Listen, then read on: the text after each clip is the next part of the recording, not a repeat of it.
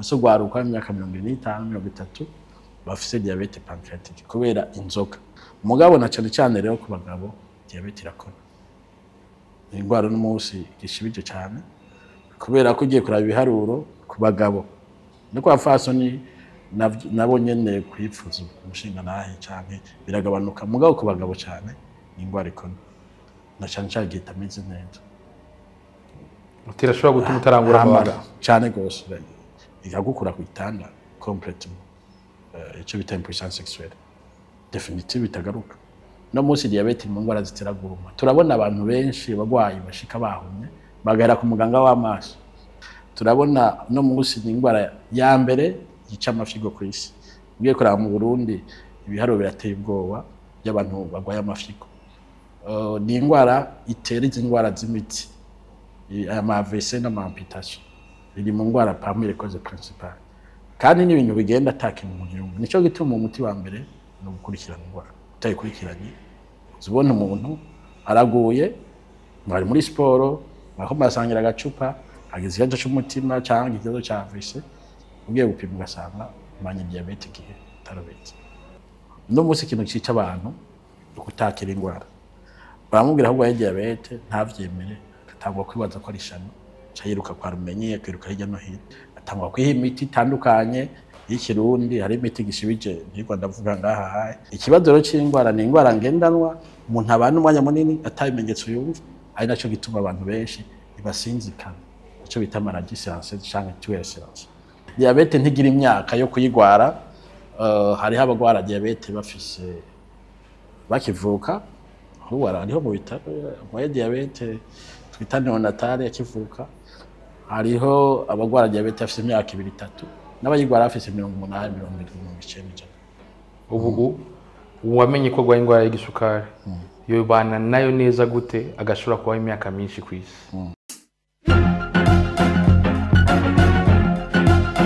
mwiriwe canke mwaramutse bivanye naho muherereye ndawe kuri micro ni jewe nyene Juste Gaël iyo mu camera wita umusaza twabakuye muri tubazanaga turi muri Kira Hospital ku mwaka utashe tariki kwigenekerezo rya 14 mu Nyonyo Burundi n'isi yose burahimbaza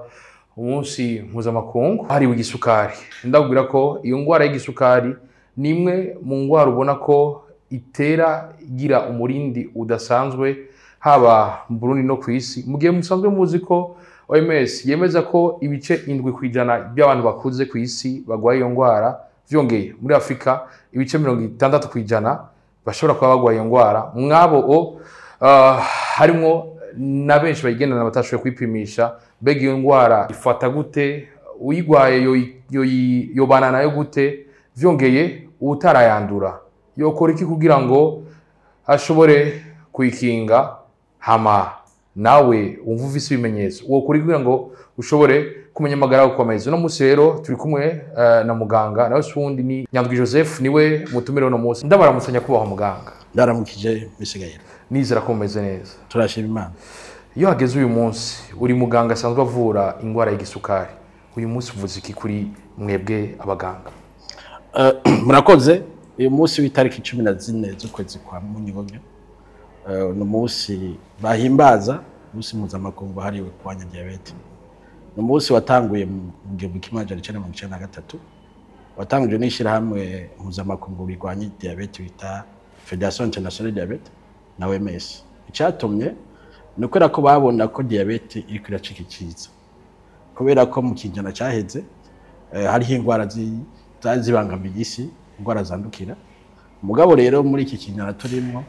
izi ngwara zitandukira ngendanwa nizo zibangamiye isi gusumba izindi nico gituma rero bashizeho uwo munsi kugira uwo munsi wo guhimiriza kumenyekanisha izi ngwara cyane diabete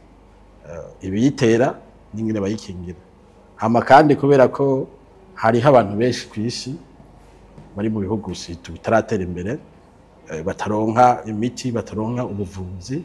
nakaryo rero keza ho guhimiriza kugira abantu baronka ubuvuzi ukwiye iyo umuntu avuze ingwara diabete ingwara y'igisukari atahura iki ingwara y'igisukari mu isanzwe kugira uyitahure neza ubanza gutahura ibiba mu mubiri umuntu umwe w'umwigisha wacu nayo kunda kutubwira ati imbere yo kumenya pathology banza umenye norme n'ibite muntu iyo afunguye mu mfungwa dufungura harimo icyo twita ntanganguvu reglicide. Iyo ntanganguvu rero umubiri urayisya duhereye mu kanwa iyo duhekenya tukamira mu nda estomika yisya n'amayintestin akayisya avamo rero igisukari bita glucose gica kinjira mu maraso. Aha rero niho haza inkabuzo bita insuline igaca yugurura amaseri agize umubiri ikava mu maraso ikinjira mu mubiri. Aho rero igikorwamo inguvu kubera ko ni ntanganguvu. Rero ingwara y'isukari iba igihe iyo nkabuzo ya insuline igabanutse mu bityo gishobora kuyikora ku rugero rukwiye canke ntibikikora na gatoya canke naho iyikora ariko ntikore neza. Uca mumvikana rero ko ya maserire agize umubiri ntiyugura uko bitegerezwa kubera ko ata insuline hari yugurura rwa rufunguzo nta ruhari bica bituma rero igisukari kiguma mu maraso kiraduga. Ico gituma citwa ingwara y'isukari. Mu bisanzwe mu gifaransa bivuga diabete mugabo bivuye mu kigereki bita diabetes. Ni ikintu gica mu mubiri gisohoka kubera ko abantu bagendanye iyo ngwara bwa mbere babona ibintu barya ataco yamarira kubera bagoma batibira bakabona amazi banywa aguma asohoka aguma akoyora. Rero ico bita diabetes canke passer au travers. Rero ni ingwara ngendanwa irangwa n'igisukari cinshi mu maraso. Hari ingwara umuntu ashobora kuba yarirondera ugasanga vyavuye mu byo afungura, akora n'izindi ngundi ngwara ubona ko zishobora kuba hereditaire. Mbega burya diabete abayifise bose nivyo bafunguye canke abandi bayivuga? Diabete iva ku bintu vyinshi. Nitwovuga ko abantu bafunguye kutariko ari bo bagwaye diabete ari igihano si igihano. Nitwovuga ko abantu bavutse kugira ngo diabete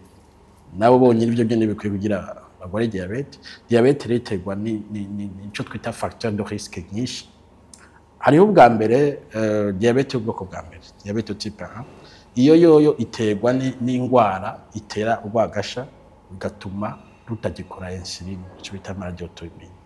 Nico gituma rero umuntu akenera insuline kubera ko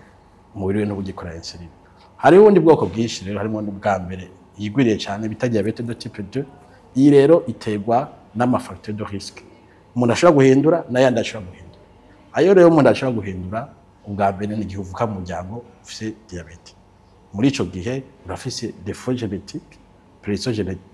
prédisposition familiale igutuma uba expose kugwara diabete. Kandi urugero runini iyo ari umuvyeyi n'ibice 50%. Iyo ari babiri 70% urumva urugero runini. Hamuga kabiri hariho imyaka. Uko umuntu agenda arakura nuko aba expose kugwara diabete. Umubiri urasaza nka kurya urukoba rusaza niko na pancreas isaza. Insuline iragabanuka cyane nikore neza. Ubwa gatatu ni ibintu dushaka guhindura twebwe nyine tugahindura. N'umuvyiho mwinshi bita nosipoa canke obesité. No kutagira imyimenyerezo la sédentarité. Ni imyitwara ariko myinshi ya buri munsi le stress hama na environnement tubamo. Hama si tugikomeye ni ingene tubayeho. Ibyo dufungura, ibyo tunywa, ingene dusinzira, ingene ibintu byose tubaye buri munsi. Rero yaba ibyo ingene umuntu afungura harimo uruhara, yaba ingene yavutse harimo uruhara mugabo si ibyo byonyine n'umugwi w'ibintu byinshi cyo kuvuga. N'umugwi w'ibintu byinshi ariko tukiri ngaho nyene umuntu ashobora kumenya gute yuko urwagasha rwiwe rutagitanga insuline kwiye? Nta kintu nivyo hariho ibimenyetso bya diabete ushobora kumva mugabo utapimishije urashobora kugendana diabete. Je ntapimishije nshobora kuba nagendana umuntu amenya ko gena diabete apimishije igisukari ciwe mu gitondo atarafungura iyo kirenga ubwa mbere deja bitandatu 6 mmol par litre mugabo ntibishikire indwe aho uri mu mugwi wo wita pre-diabete bari mu kugwara diabete. Ubwa kabiri iyo bimaze kurenga ndwi nahataka imenyetso mfise inshuro zibiri ubugenda na diabete. Ikibazo rero cy'ingwara ni ingwara ngendanwa umuntu abana umwanya munini atabimenyetso yumva ari naco gituma abantu benshi ibasinzikana ico bita maladie silencieuse canke tuberculose. Rero umuntu wese ntiyorindira ibimenyetso nivyo ari ibimenyetso bya diabete mugabo bishika igihe urugero rwa insuline ruri hasi cyane isukari yose ikaguma amaraso umubiri uri ahantu kuri ngufu urata intege ico kimenyetso ca mbere. Ubwa kabiri umubiri urikora ku binure rugize ugata ibiro. Ubwa gatatu isukari imaze kuba nyinshi mu maraso amafyigo nta kitangira aca yisohora mu mukoyi isohotse mu mukoyi kwega amazi menshi umuntu akoyora cyane cyane mu ijoro umuntu amaze gukoyora rero umubiri ugatakaza amazi birumvikana yuko aza kuma mu kanwa hama akanyotegwa kugira umubiri wigwanire uronka amazi kunywa mugabo ntitworindira ibyo bimenyetso kubera ibyo birashobora kuza nyuma y'imyaka 30 ubwina diabete cyangwa harabazi ko diabete kenshi iva ku nzoga byukuri ko mwatubwiye ko harimo n'ibifungurwa nivyo tunywa birashobora gutuma tugwara diabete ganya kuba muganga inzoga ntitwavuga ko ari izo zonyine zitera diabete mugabo ziri mu bindi ziri mu byo dufungura ziri mu byo tunywa mugabo inzoga yonyine si itera diabete kubera ko abantu bose banywa wanashaka abanyonyi byinshi sibo bakwaye diabete ugiye kuraba ibiharuro ariko tutexé move inzoga nyinshi zirashobora gutera ubwa mbere ikibazo ca pancreas cyo bita pancreatite kandi udufise ibiharuro byinshi cyane y'abantu bafise icyo bita diabete secondaire ni diabete iterwa n'indwara zindi zafashe umubiri harimo n'indwara za pancreas bakiri jeune cyane tasogwaruka imyaka 25 30 bafise diabete pancreatique kubera inzoga nazo rero zirafise uruhara yaba directement cyangwa indirectement itera diabete uti tugakamagire twipimisha mugakamagire ubwa mbere mwigerera ubwa kabiri mwipimisha hama mutibagiye n'imyimenyerezo mutibagiye no guhindura ingendo no guhindura imibereho iyo muvuze guhindura imibereho mu mushatse kuvuga ikiga nyakwa muganga umuntu atifuza kugwara diabete yogira imibereho imeze gute ubwa mbere umuntu atifuza kugwara diabete umuti wa mbere ni kwipimisha kirarabe ko deja tayifise ubwa kabiri ni gutunganya ibiro vyiwe bikaringanira n'inginariha ubwa gatatu ni guhindura imibereho mu bijanye n'ibintu bibiri ubwa mbere ni bijanye no gufungura nuko agabanya canke agahagarika cane ikintu cyose congeyemo isukari canke ubuki n'ifungwa zirimo ibinure byinshi hama ubwa kabiri nuko imyimenyerezo ayigira imibereho ayigira mode de vie akagira imyimenyerezo akagira sport iri régulier hama ikindi naco no gufungura imboga nyinshi tuvuga ngo dufungura uko nyene kubera ko imboga bwa mbere nta sukari nyinshi irimo hama imboga zirafise ibyo bita les fibres bifasha muri digestion y'isukari mu mubiri ico gituma abantu bose bangufungura imboga birabute hama ikindi naco ni kuryama kare kubera ko ubu yama telefone amarezo sociaux yaje abantu nitukiryama ku masaha iyo rero umubiri utaruhutse uryame uronke ico twita sommeil réparateur ubwonko buruhuke neza ugumana ico bita stress oxydatif iyo rero yahindura metabolisme gashobora gutuma urwara diabete canke hypertension ahanini ni ivyo mugabo hoho iyo muri famille iyo umwana kwigengesera ugatuma wifata nk'urwaye diabete kubera ko umukandida hari imyaka umuntu ashikana akabona ko atazopfa gwaye diabete oya diabete ntigira imyaka yo kuyigwara hariho abagwara diabete bafise bakivuka hariho mu bitaro mu diabete twita neonatale akivuka hariho abagwara diabete bafise imyaka 2-3 n'abayigwara bafise 80 90 nta myaka ihari nta myaka bisaba ni ingwara isinzikaza umuntu akaza abibona yamaze gukura imumaze umwanya munini cyane gose iyo umuntu adakurikirana ingwara yiwe igenda ironona umubiri buke atakimenyetso gihari ibi bihimba yono navyo mubiri niko ndavuga imitsi soza bwenge amaso no musi diabete mu ngwara zitera guruma turabona abantu benshi bagwayi bashika bahumye bagahera ku muganga w'amaso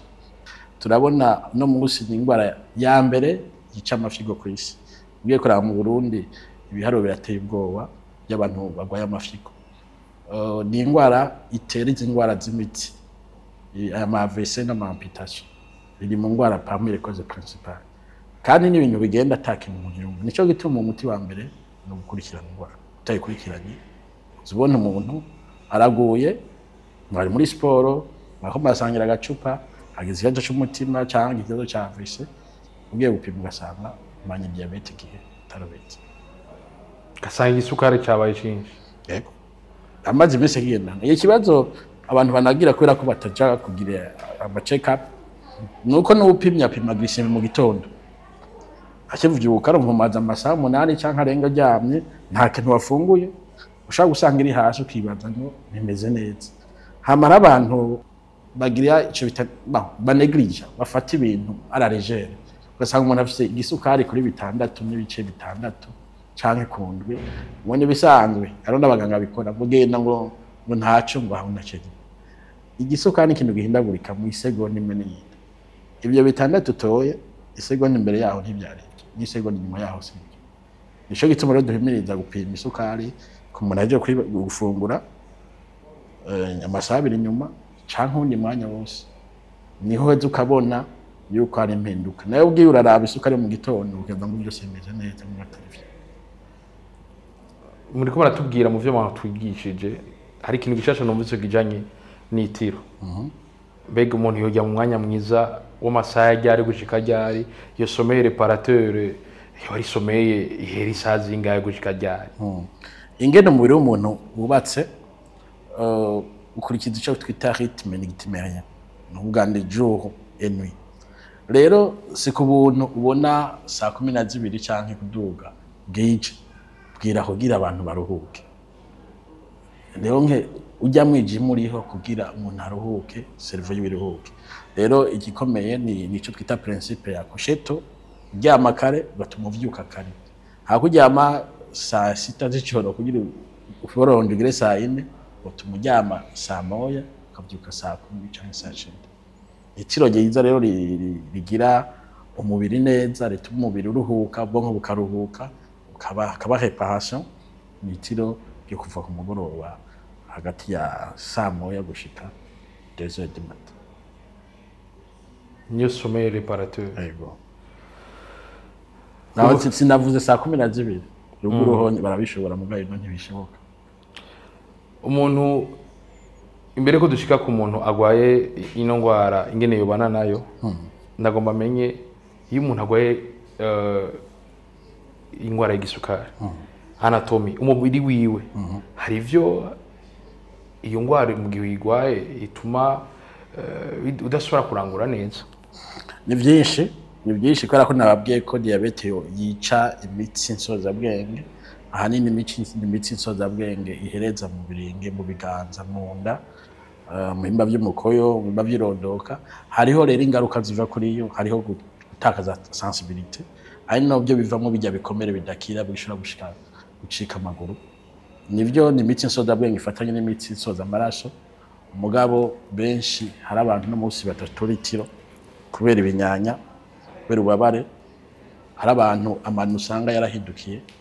badashobora kwambara ikirato kubera ko diabete yahinduye amano yabo hama rero kaduga mu nda hari abantu bataja ku mwanda mukuru isume ni gahererwa igahera n'abandi bagira bacibwamwo ibidahera cyo bita diarrhée motrice n'abandi batajijera usanga ashobora gufungura ifungwa mugabo ntizibe digere kubera ko icyo bita gasopayozi diabetique no kuvuga ko stoma ntibigikora neza ko yategerezwa mugabo na cyane rero ku bagabo diabete irakora ingwara n'umunsi gishibije cyane kubera ko ugiye kuraba ibiharuro ku bagabo no kwa fasoni nabo nyene kwipfuza umushinga nahe cyane biragabanuka mugabo ku bagabo cyane ingwara ikona na cyane gita ameze neza utirashobora gutuma utarangura amabara cyane gose ikagukura ku itanda complètement icyo bita impuissance sexuelle definitive bitagaruka nico kimwe na mu maso nabwiye ko diabete ishobora gutera guhuma n'uruhumye butavugwa no musi nabwiye ko diabete ni ingwara ya mbere ica amashiga ni ingwara ya mbere si ya mbere mugabo iri mu za mbere zibangamiye imitsi soda amaraso ibi by'amavese mu accident vasculaire cérébral ni ibyo kugira guhagarika umutima ama infarctus n'ama attaque cardiaque ni ingwara rero cyane zigabanya ubwiringizi bw'umubiri ubwishingizi bw'umubiri nyine muri kinga ingwara immunité bigatuma rero hariho infection ziza nyinshi cyane zo kurukoba wamumva ngo yariwe n'agakoko bya erysipelas ugiye kuraba abagwayi benshi n'abadiabetike ugasanga afise amabuse, ugasanga bagira ama sepsis bita ama sepsis infection généralisée, ama jetina diabétique, bagira ama pneumonie grave n'aba diabétique, bagira ama infection urinaire haute n'aba diabétique. Ngiye kuraba benshi ni rero ni ingwara imugaza umubiri. Hama ivyigwa birekana yuko igabanya esperance de vie y'imyaka 10. Umva mo umuntu yo bayeho imyaka 100 udagwara diabete esperance de vie y'imyaka 90. Hama rero yagabanya inguvu zo gukora akazi. Naco gituma uno mwaka icivugo c'umwaka ni diabete au travail, kubera ko babona ko abantu bagena diabete n'abantu bahura n'ihungabana rikomeye cyane, haba muhira haba ku kazi. Bisaba yuko abantu bose bashigikirwa, bagena diabete bashigikirwa ku kazi, umukoresha akabashigikira, abakorege bakabashigikira, kandi ntibatinye kubivuga. Ashobora kugira hypoglycemie kubera ko yakuze cyane nta nkoma yo gufungura, cyangwa kubera ko afite stress ni mugabo. Rero igihe umukorege wiwe atabizi ntazomushigikira, umukoresha wiwe atabizi kamubwira ko abwiza guca kwa muganga ntazomutahura. Donc ni ikintu gifise uruhara runini cyane gushigikira. Mbere ko dushika ingene umuntu ayigendana yo kwifata cyangwa ico mwamufasha mwamufasha, turakunze kuva muri bijanye n'ino ngwara y'igisukari, kintu bakuze kuvuga ngo ari muri hypo n'ibintu bijanye na hyper. Ivyo bibiri abantu basigarana iki? Ivyo vya hyper na hypo. Hyper no kuvuga ni ikintu kiri hejuru y'urugero. Urumva gisukari cice mu bani hyper gise gisukari kiri hejuru y'urugero. Mugabo rero iyo umuntu amaze kugendana ingwara y'isukari, hari ukuntu umubiri wiwe warahindutse, utagishobora kwitunganya neza, donc trouble métabolique. Birashoboka rero igisukari kikamanuka munsi y'urugero, kubera ko umubiri wiwe kiretse ko afata umuti ugabanya isukari, kiretse ko agira effort nabyo nyine bigabanya isukari, umubiri wiwe urateba kwiha muri reserve, kumobiliza la reserve. Muri ico gihe igisukari kiramanuka kikaja munsi y'urugero, kandi nico kintu kibi cyane, nico twita complication métabolique. Ni ikintu gishobora gushika buko nabi ku mwanya rero wose, kandi kibangamira amagara y'abantu, kubera ko n'umubiri ubura ntanga nguvu, uragira amareze no gushika n'ahantu ushobora gutakaza ubwenge no gupfa, ashobora gupfa. Nimba hyperglycemic, hypoglycemic cyane ku bantu bakuze. Abantu bagwaye ingwara y'isukari ubu wamenye ko gwaye ingwara y'isukari, yo bana nayo neza gute agashobora kuba imyaka myinshi kwisi? Umuntu agendana ingwara y'isukari, ubwa mbere bwo ni byiza ko atahura ingwara agendana. Nico gituma muri prise en charge ya diabete harimo igice cyahariwe kwigisha education thérapeutique. Abwiza gutahura ingwara yiwe agendana, ibibazo ashobora guhura navyo, ibijanye n'ingene yitwara vyose kabimenya. Ica kabiri no kuyakira. No musi ikintu cica abantu ukutakira ingwara, baramubwira ahubwo ya diabete ntavyemere, atangwa kwibaza ko ari shano, cayiruka kwa rumenyi, akiruka hirya no hino. Umugabo ingwara ironona umubiri, kamara iminsi imyaka agenda kucoye, atangwa kwiha imiti itandukanye y'ikirundi, hari imiti gishibije ntirwa ndavuga ngaha haye. Hama rero gusanga ntariko rivuza. Amaze rero kwakira ingwara, ikisigaye ni kwijera, donc kubana nayo. Gestion y'ingwara ya diabete irasaba yuko ayikurikirana. Nabwiye ko ari ingwara atamenyetse ngira, igisukari kirahinduka buri mwanya. Mu gihe rero utari kurapima ngo umenye ati jewe mu gitondo urugero rw'iwanje rw'isukari no munsi rumeze gute, mpeje gufungura rumeze gute, nagize siporo rumera gute, iyo nagize stress rumera gute, aho urumva ntushobora kumenya uko biraba. Ushobora kwiraramira kubera atakintu wumva mu mubiri, umugabo iri irakwica, ukazira turuvise ikibazo c'amafyigo canke c'amaso canke c'imitsi. Rero nico kintu ca mbere ni ukuyikurikirana, ukabufashanya n'umuganga mukagira suivi y'ingwara. Ubwa kabiri nimwe nabwira guhindura ingendo. Iyo umaze kugenda na diabete ntubo kibaho kubaruba, nivyo ntureka gukora akazi bakora, n'ubufasha ntureka kwibaruka, ntureka kugira imigambi, mugabo hari ibintu biza guhindura ingendo, ibintu bijanye no gufungura. Rero iki cyaba kibikigwa kinini cyane kubijanye no gufungura, mugabo umuntu afise agira diabete no kwiga gufungura bivanye n'umubiri ingene ushobora kugera igisukari. Umuntu rero avyigishwa akabimenya. ubwa gatatu ni sport. Sport ikiba besoin primaire nka kurya tufungura buri munsi na sport tubwiza kuintegra mu buzima bwa misi yose. Hari igihe twadaranye n'umuntu biruka sport ya akazi ni kenshi muga akazi umuntu agakora kubera komeye atagikomeye ntazohagirwa kandi nkazohagana nico gituma kujya do planify umunsi na sport tugira kuintegra. Hamu bwa kane ni miti rero ni miti umuntu agera n'ingwara gisukari turamushira ku miti umwe wese bivanye n'igisukari ciwe bikavana na kamere kiwe n'ingana meze donc spécificité personnelle z'umubiri. Ahanini nibyo dufasha. None muganga iyo umuntu amenye ko agwaye igisukari kare birakunda ko gikira nawe ubwe ko ari ingwara ngendana ni ingwara ngendana ico kibazo akunda kukibaza cyane ngo mbega nzokira. Ubwa mbere bwo hariho n'imvugo turiko turahindura ngo umuntu ngo mu diabetike ngo ndagwaye diabete kubera iki abantu batakivuga mu musideye bavuga ngo umuntu agendana umugira wa sida na diabete rero uno munsi n'abantu bagendana igisukari bishiri hejuru si abantu bagwaye umuntu agwaye bari mu bitaro uko umuntu yumva batahura yuko ari ingwara umuntu agendana ni impinduka z'umubiri umuntu agendana abwirizwa gutunganya kugira bigume ku rugero. Biriko murabitubwira gusa ikintu kimwe hari ico bita periode de remission ku bantu bagira diabete usanga ata muti yo kumira ubu gikenewe no kuvuga za mpinduka akora bijanye no gufungura bijanye n'imyimenyerezo no kugira biratuma igisukari kiwe kija ku rugero rw'iwiwe kubera ko mwese afise urugero rw'iwe. Aho rero hariho bamwe imara 7 hariho imara imyaka 5 ibindi 10 ibindi amezi mugo ntibishikara ko umuntu yaba yakize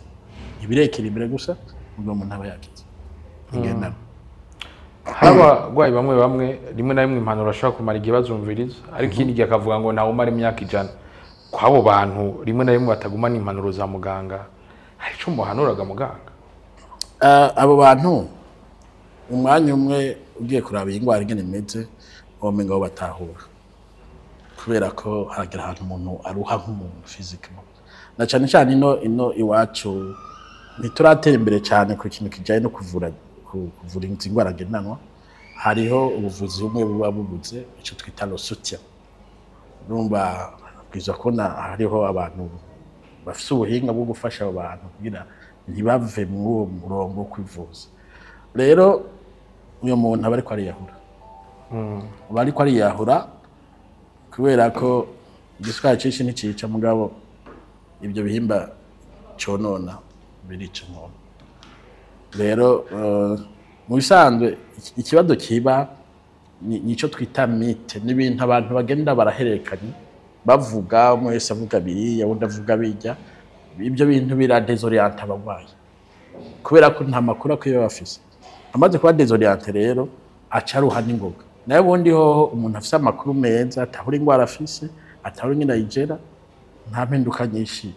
zotuma yiranda bavuge ngo n'ubundi nta myaka 100 nzomara ngo acahindura byose abe byose ntazihari. Muratubwiye ko diabete ifata abantu b'imyaka itandukanye. Abarundi kenshi benshi muri twebwe dukunda gukemura ikibazo ariko twakibonye. Ubu umuntu dafise uwo muco ko amaja kwipimisha ngo amenye igisukari ciwe aho kigeze mbega nibihe bimenyetso yofatira kugira ngo yegere muganga narijya mwatubwiye ko ari ingwara iteba cyane kumenya. Ikimenyetso cya mbere ni gucika intege. Iyo urahanuka no gucika intege ata kintu cyabiteye kiboneka utanga kwiyumvira. Ubwa kabiri ni guta ibiro. Iyo uriko uratakaza ibiro kandi ufungura kwa kundi ata kintu cyahindutse naho ni ikimenyetso sinidalert. Umugabo rero ikimenyetso kiza ari cya kindi simusika utanga kubona ubyuka kenshi mu ijoro uko utahora ubyuka kandi utahinduye klima ntiwavuye ngaho uje Bugarama canke iwacu ruguru Kayanza canke Ngozi mu Burundi ndayantu akanya kandi uravyutse 2-3 canke karenga ube hani Bujumbura atanzoga wanyoye zinuke mu gitondo ipimisha. ariko ntimurindire ibimenyetso abantu ntimurindire ibimenyetso no kwipimisha ni ibintu bisanzwe nawe butinya kubera ko twe turafise mentalite zitandukanye bati ushobora kuba umutegetsi canke ufise icumaze kinini muri societe udashaka kumenya ko amagara yawe nyene abantu bose bamenye ibyo ugendana kugira ukigurira akamashini ukipimisha ukari muhira nta kibazo hariho gikomeye tumugipimisha ukari muhira ugapima maze ukamenya yego ukamenya urugero nabwiye ko mu gitondo umuntu akomeye afise igisukari kiri munsi ya 6 afire asimira muri parade yapimye uwundi mwanya amasaha abiri yaje gufungura saa 6 ku mugoroba canke saa 8 yumvise marete canke uwundi mwanya igisukari ciza kibi cy'umunsi ya 10 munsi ya 10 igihe rero apimye akabona birarenga urugero signe d'alerte no kwegera umuganga akabivugana nuko murabitubwira hari abavuga bati ubwo umuganga wo muri kira bitubwiye hariya kumenga harazimvye muri kira nibyo bitaro bya mbere nibaza ko bizimbutse muri iki gihugu hari abantu benshi bavyumva uko nyene ko nababwira ahanana amakuru kubera ko hari sinzi ko bagira bihanahana kuva kera consultation ni 30 cyo kimwe n'ahandi ha aho uje muri consultation wanje kuri iyo 30 tuvugana bya bintu byose umugwayi aji wanje bwa mbere tumanye iminota mikeya n'iminota 20 ico gituma usanga rero nawe ko bari idoga hari naho bishika bikamarisa cyane cyane ku bana ano mwana w'imyaka 3 mutoye igisukari cyangwa w'imyaka 8 ariko n'abavyeyi we bashaka ko atari ko bitahura mugabo ukabona ko umuvyeyi